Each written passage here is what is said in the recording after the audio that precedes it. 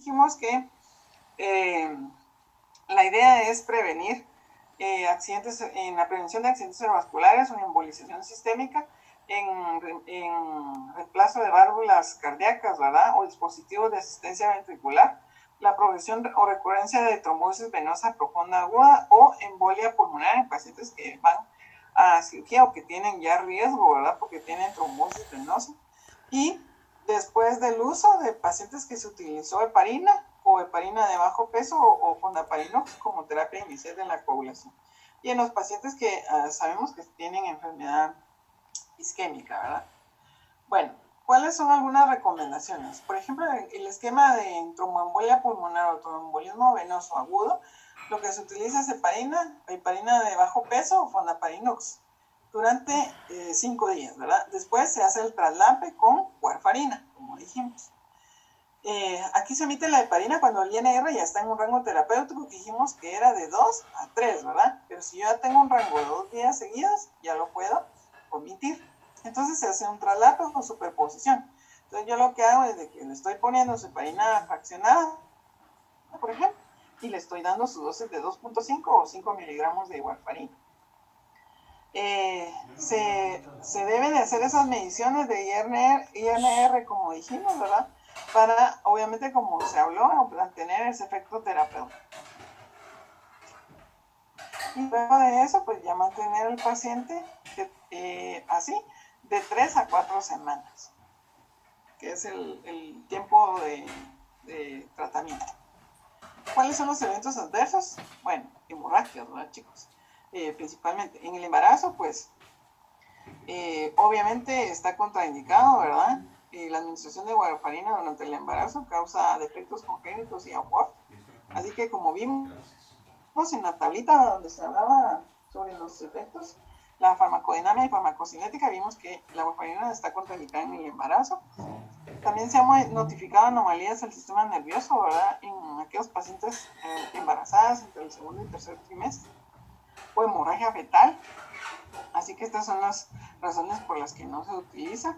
Y tampoco los antagonistas de vitamina K no deben de utilizarse en el embarazo, pero la heparina y las heparinas fraccionadas sí se utilizan de forma segura. Para eso, como les digo, está en el cuadrito. El cuadrito tiene un muy buen resumen. Hay necrosis de la piel, ¿verdad? Necrosis cutánea inducida por warfarina. Es una complicación poco frecuente, pero sí se puede dar más o menos 10 días después de que se inició el tratamiento. Hay lesiones en las extremidades, sobre todo el tejido adiposo, en el pene o en la mama, ¿verdad? En las mujeres, y también que pueden producirse esas lesiones necróticas. Estas lesiones se producen en pacientes que tienen deficiencia de proteína C o proteína S, ¿verdad? Con trombocitopenia inducida por heparina. Entonces, por eso es que les decía que uno tiene que estar seguro clínicamente que el paciente no tiene ningún otro factor de riesgo de mayor sangrado o complicación a esto. Hay otras toxicidades, ¿verdad? En los dedos de los pies que se blanquean, hay una lesión que se blanquea con presión y se desvanece con la elevación de las piernas. Se le llama a esto síndrome del dedo del pie púrpura. Más o menos se da hasta 8 semanas después de que se inició el tratamiento. También hay émbolos de colesterol que son liberados de las placas ateromatosas y eso también se ha implicado como causa de esto. También hay alopecia urticaria, dermatitis y algunos gastrointestinales que son comunes de los fármacos de este tipo. Pacientes que tienen úlceras pépticas, por ejemplo, o ya una lesión ulcerosa, hay que tener mucho cuidado también con estos pacientes. O pacientes hipertensos no controlados, porque ahí puede haber riesgo de sangrado. Las interacciones entonces de la warfarina pueden estar dadas por medicamentos. Hay alimentos y factores genéticos que alteran el metabolismo de la warfarina. Todos los alimentos verdes alteran la warfarina, o aquellos que contienen hierro. Entonces a los pacientes que están anticoagulados con warfarina, uno los pone a comer casi que solo carne, porque sí están contraindicadas todas las hojas verdes, todo lo verde. También la síntesis, función, aclaramiento de los factores de la coagulación ¿verdad? Y la integridad de cualquier superficie epitelial que pueden producir interacción. Aquí tenemos entonces medicamentos, hay medicamentos que pueden activar o que pueden inhibir a la warfarina. Así que esto también puede ser pregunta de examen para que se recuerde. Luego hay otras interacciones que puede ser por hipersensibilidad, aunque es poco frecuente, ¿verdad?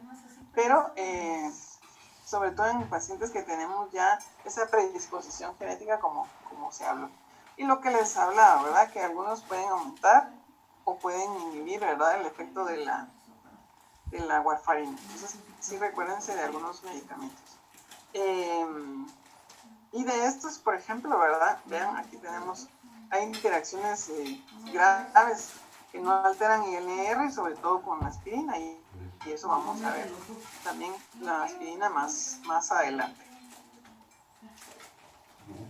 Bueno, entonces está el otro grupo de anticoagulantes orales, ¿verdad? O anticoagulantes inhibidores directos del factor 10A o 10 activado. Y de estos, pues vamos a ver de rivaroxaban o apixaban. Aquí tenemos rivaroxaban, el famoso Xarelto. La vía de administración, pues son comprimidos orales. La dosis terapéutica, 20 miligramos. Hay tabletas de 5, de 10, de 15 y de 20 miligramos. La biodisponibilidad muy buena, ¿verdad? Un 80%. Se une a proteínas. Así que tienen que tener cuidado en pacientes que tienen enfermedad hepática. ¿Por qué? Pues son metabolizados, ¿verdad? Por el sistema hepático, la citocromo 3A4 principalmente. La vida media, de 7 a 11 horas. La excreción, si se excreta sin cambios en la orina. Tiene metabolitos inactivos, ¿verdad? Que se excretan igual en la orina y las heces. Y en pacientes que tienen falla renal, pues obviamente está contraindicado, ¿verdad? No hay ningún antídoto para este. Y es uno de los mejores medicamentos para la terapia antitrombótica, ¿verdad? Se administra 2 veces al día, como dijimos, no afecta la absorción de los alimentos, puede ser entero o triturado. Este es el apixaban, a diferencia del rivaroxaban. La concentración igual, también metabolizada por la citocromo 3A4. Aquí sí tenemos que tener cuidado, ¿verdad? En pacientes mayores de 80 años, con un peso corporal menor de 60 kilos o una creatinina arriba de 1.5. Se debe de ajustar la dosis, ¿verdad? Aquí a un 50% del promedio. ¿Cuál es la dosificación? Para tromboembolia pulmonar. Y también debe de ser un tratamiento prolongado hasta 12 meses. Una cosa importante que olvidaba aquí con el rivaroxaban es que en promedio se utiliza 6 meses. Ese tratamiento debe de estar monitorizado en el paciente, sobre todo con pruebas de función hepática. En el caso del apixaban, pues a diferencia, ¿verdad?, del rivaroxaban, pues con estas características en cuanto a las precauciones que hay que tener. Y el otro es el edoxaban. En cuanto al edoxaban, pues igual, ¿verdad? Y el factor 10 activado, su administración, igual, 62% de biodisponibilidad, metabolismo hepático mínimo. Eso es la gran diferencia que hay entre el rivaroxaban y el apixaban. Y la enfermedad hepática no afecta a la farmacodinámica de este. 50% se elimina sin cambios en la orina. También aquí hay que adecuar la dosis, ¿verdad? En estas situaciones especiales tienen interacción con estos otros medicamentos y está contraindicado en aquellos pacientes que tienen aclaramiento alto de la creatinina. O sea, aquí no es que tenga reducción del aclaramiento renal, sino que está aumentado el aclaramiento renal, ¿verdad? Y tienen mayor riesgo de accidentes cerebrovasculares isquémicos en comparación con la warfarina. ¿Qué más tenemos entonces de esos? Bueno, se utilizan para tromboprofilaxis posoperatoria en pacientes que han sido sometidos a tratamientos de reemplazo de cadera, por ejemplo, o de rodilla. Las dosis, ¿verdad? De 10 miligramos una vez al día hasta 2.5 dos veces al día. Y como dijimos, contraindicados en pacientes que han tenido para la prevención de accidentes cerebrovasculares en pacientes con válvulas cardíacas. Para la prevención de accidentes cerebrovasculares, rivaroxaban y apixaban. También en pacientes con fibrilación auricular, tratamiento de la trombosis venosa profunda o de la embolia pulmonar. Entonces, acuérdense de las indicaciones clínicas. En esos cuadritos agreguen estas recomendaciones, que es el resumen, ¿verdad? Para que puedan estudiar de mejor manera. Bueno, y una cosa importante de estos es de que el edoxaban no hay en Guatemala, solo rivaroxaban y apixaban. En cuanto al monitoreo, pues se administran dosis fijas, ¿verdad? Requiere un control de coagulación de rutina. Pero no vamos a ver mayores cambios, ¿verdad? Porque como no vamos a ver cambios en las drogas que afectan el TP más que el TPT, pero prolongan el TP en una extensión variable, no proporcionan una medida confiable en su actividad anticoagulante. Entonces, vamos a estar sacando tiempos de coagulación, pero no vamos a ver reflejado ninguna modificación en cuanto a su acción farmacológica. Lo que se debe de medir es un antifactor 10A.